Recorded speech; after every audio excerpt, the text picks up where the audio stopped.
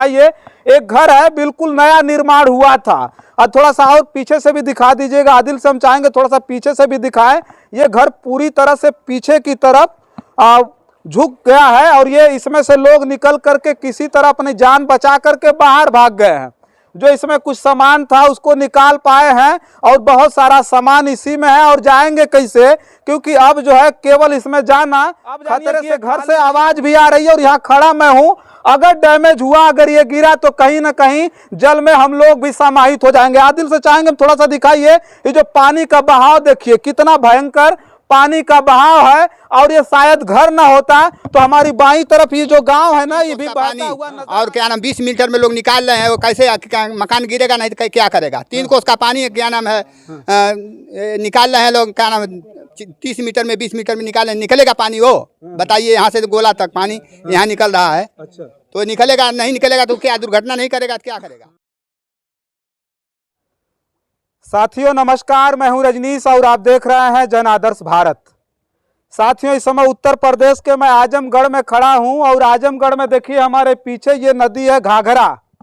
और घाघरा में इस समय जल का सैलाब उमड़ आया है। और सन 1998 के बाद लोग बता रहे हैं कि लगातार 24 साल के बाद इतनी भयावह स्थिति यहाँ पर पैदा हुई है।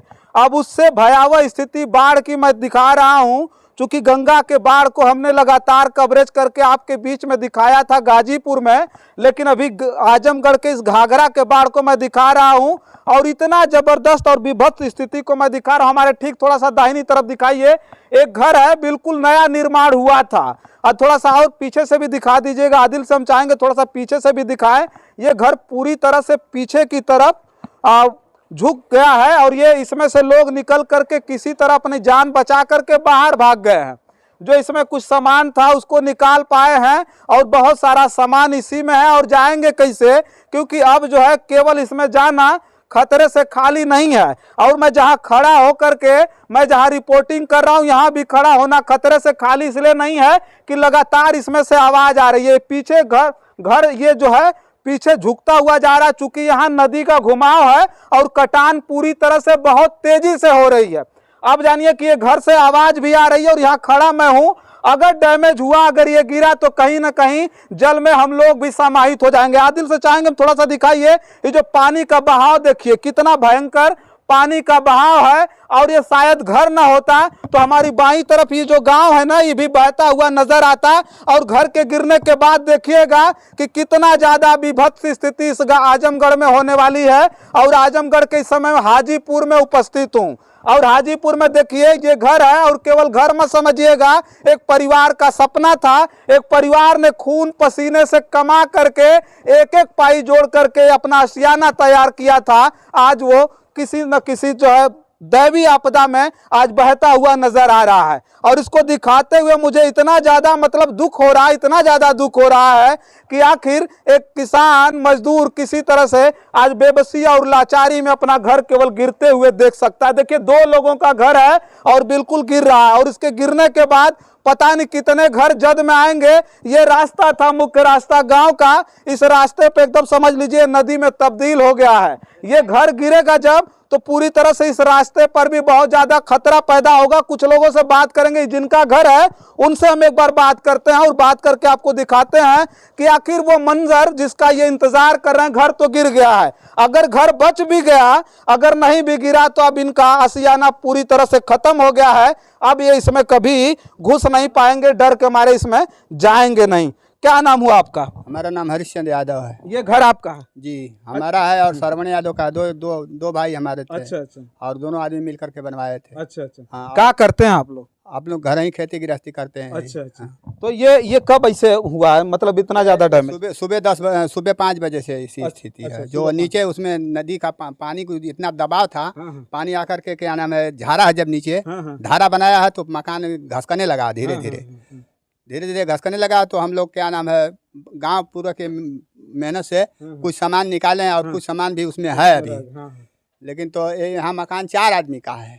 हाँ, एक डॉक्टर का है, श्री राम का, और शंभू यादव का है, हरिश्चंद्र यादव का, फूलचंद यादव हैं। अच्छा। उनके लड़का श्रवण यादव हैं, उनका है जी। तो अभी अभी पूरी तरह से बेबसी है, लाचारी है, और घर को केवल इनको बैठ करके देखना है कि कब ये गिरेगा और जाकर के इस नदी में समाहित हो जाएगा। कोई देखने के लिए आया था? कोई अधिकारी देखने के लिए आया? अब हम नहीं थे, हमको चोट लग गई थी, निकालने में सामान है, चोट लगी थी, हम चले गए थे दवाई लेने बांधे पर। हाँ।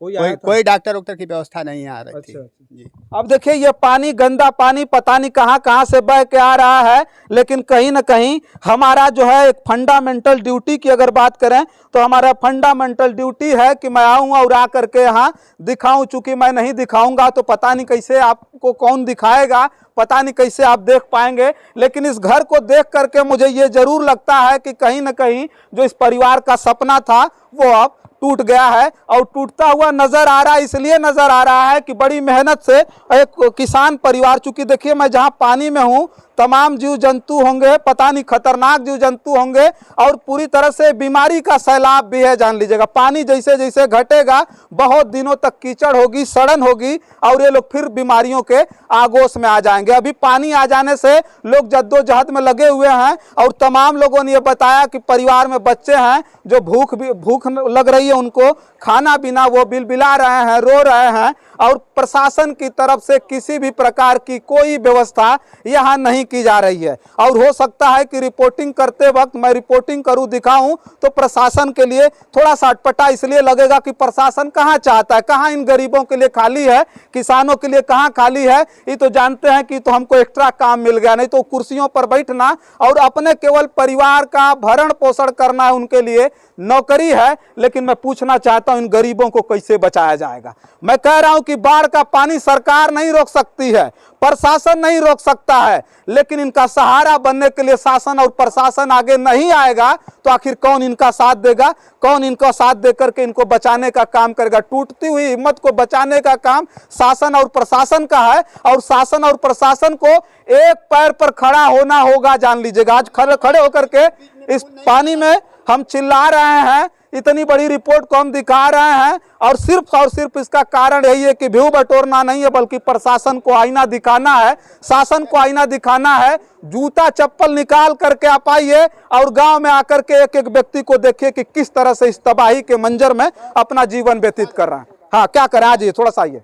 जैसे यहाँ ये दुर्घटना नहीं होती है। हाँ, बोलिए। बना है 3 कोस का पानी, और क्या नाम 20 मीटर में लोग निकाल रहे हैं, वो कैसे मकान गिरेगा नहीं तो क्या करेगा। 3 कोस का पानी क्या नाम है निकाल रहे हैं लोग, क्या नाम 30 मीटर में 20 मीटर में निकलेगा पानी। वो बताइए, यहाँ से गोला तक पानी यहाँ निकल रहा है। अच्छा, तो निकलेगा, नहीं निकलेगा तो क्या दुर्घटना नहीं करेगा तो क्या करेगा। ये गलती नहीं है, बीच में पुल था, पुल को लोग काट दिए, लोग अब पूरा पाट दिए लोग। हाँ, बताइए, बीच में पुल बनना चाहिए, बीच में पुल बनना चाहिए। 10 पाये का पुल रहता तो मकान और बाजार सब सुरक्षित रहती, नहीं गिरा होता। प्रशासन की लापरवाही है और ठेकेदारों की लापरवाही है। अच्छा, जो ठेका लिए हैं लोग। हाँ, चलिए देखिए इस तरह की स्थिति है यहाँ आजमगढ़ में, और आजमगढ़ की ये स्थिति को हम दिखा करके खुद अपने आप में इस बात के लिए शर्मिंदा हो रहे हैं कि ये वही आजमगढ़ है, ये वही आजमगढ़ है जहाँ की अगर बात करें तो जब जनादेश मिलता है तो आजमगढ़ एक तरफा जनादेश देता है। यहाँ 10-10 विधायक समाजवादी पार्टी के हैं, और वो रोना रोएंगे कि भैया हम तो विपक्ष में, हमारी सरकार नहीं है। और जो लोकसभा क्षेत्र आजमगढ़ के जो सांसद हैं वो भारतीय जनता पार्टी के हैं, जिनकी सरकार उत्तर प्रदेश में भी है, केंद्र में भी है। लेकिन इस आजमगढ़ की हालत को देख लीजिएगा, आज पूरी तरह से बेबस, लाचार, ये बेचारा बन करके ये लोग किसी तरह से अपना जीवन यापन कर रहा है। बाढ़ की स्थिति, बाढ़ की आया नहीं, परिवार इसमें था, निकालने के लिए कोई आया नहीं यहाँ पर। अच्छा। कोई नहीं आया एकदम। हम लोग क्या नाम सफेदा मंगवा करके, कटवा करके, ले आकर के उस पर रस्सी बांध करके और क्या नाम है परिवार को निकाले हम लोग। अच्छा, हाँ, यहाँ इतना पानी था कि देखिए अब वहाँ पीछे आप लोग बांधे होते हैं। हाँ, उधर सब हमारा परिवार उधर फंसा था उधर। अच्छा। लेकिन कोई नहीं आया इधर, फोन करने के बाद कोई उठाया नहीं। देखिए पतरा है ना, उतना पानी लगा था यहाँ, और यहाँ टंगरी नहीं खड़ी होती थी, यहाँ कोई क्रॉस नहीं होता था, यहाँ वो स्थिति थी यहाँ। और केवल यही बंधा बांधने से यहाँ क्या स्थिति पूरी डगमगा रही है। बीच में पुल नहीं देंगे लोग तो यही स्थिति पूरा गाँव एक रहेगा नहीं यहाँ। हाँ, चलिए ठीक है, तमाम खबरें हैं। इतनी भयावह स्थिति दिखाने के लिए हम लोग पानी में घुस कर के आए हैं। चूंकि भाई प्रशासन नहीं आएगा, हम लोग नहीं दिखाएंगे तो इस खबरों को कौन दिखाएगा, कौन आएगा यहाँ पर इनको देखने के लिए, और किसके पास इतना समय है। लेकिन हमारी फंडामेंटल ड्यूटी है और हम दिखा करके शासन और प्रशासन को चेताएंगे, चिल्लाएंगे। यही आजमगढ़ हाजीपुर में, ये देख लीजिए स्थिति घर की है। ये घर, ये केवल घर नहीं है, मैं पहले भी मैंने इस बात को बताया कि इनका सपना था, इनका आशियाना है जो अब पूरी तरह से टूट करके बिखर गया है। तमाम खबरें हैं यहीं आजमगढ़ की, मैं आपके बीच में लेकर के आता रहूंगा, दिखाता रहूंगा। तब तक के लिए देखते रहिए जन आदर्श भारत। मैं हूं रजनीश, कैमरे के पीछे है मोहम्मद आदिल। बहुत बहुत धन्यवाद।